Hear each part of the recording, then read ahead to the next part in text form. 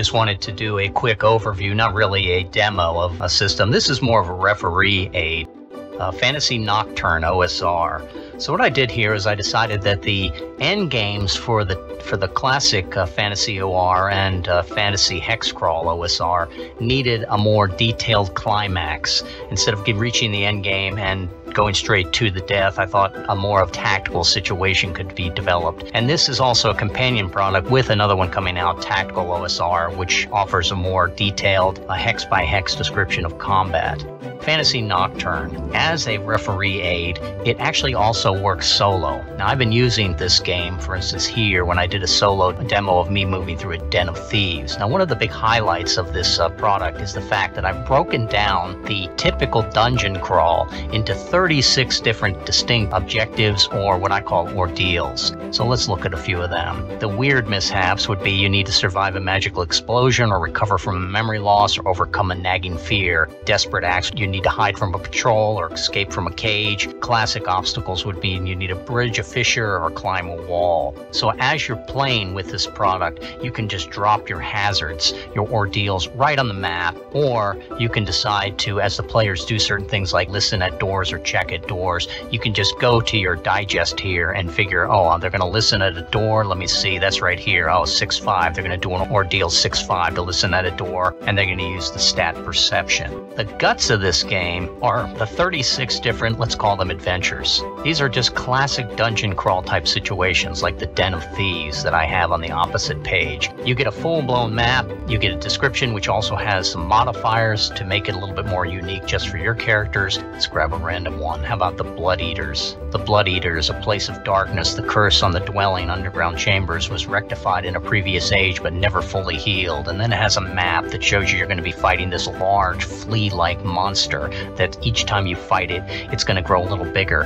This is actually the same monster sort of jumping to each room as you have to feed it. All of these areas are perpetually dark until you wander to find these switches. The Lost Night, where you're going to wander through this maze of connected trails through this forest that have trapped magically both the Lost Knight and your party. Classic trope type fantasy adventures. This is actually a side scroller where you're trying to work your way past the trolls down to this magazine of gelignite, blow it up to collapse the mines to keep the trolls from coming up and taking over on the surface.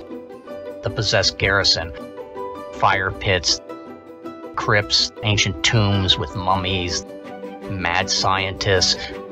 36 of them. Why 36? Well, with 36, of course, you've got the situation where you can roll big and little die. For instance, big die 2, a little die 1. I can go right into the table here, and I can hit 2-1, the Dead Church Arises. I get a description of what the underworld adventure is, and then I get the map itself for the tactical movement of the players around it.